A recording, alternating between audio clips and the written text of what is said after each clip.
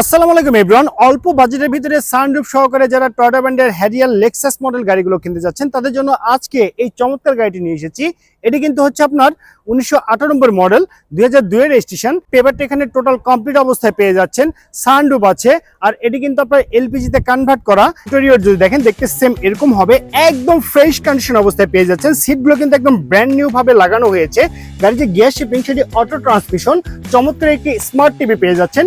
এর সঙ্গে ড্যাশবোর্ডটি কিন্তু অরিজিনাল কন্ডিশনে আছে। দেখতে পাচ্ছেন এখানে একটি সানরুফ আছে, এটি কিন্তু আপনি অটোমেটিক্যালি অপারেট করতে পারবেন।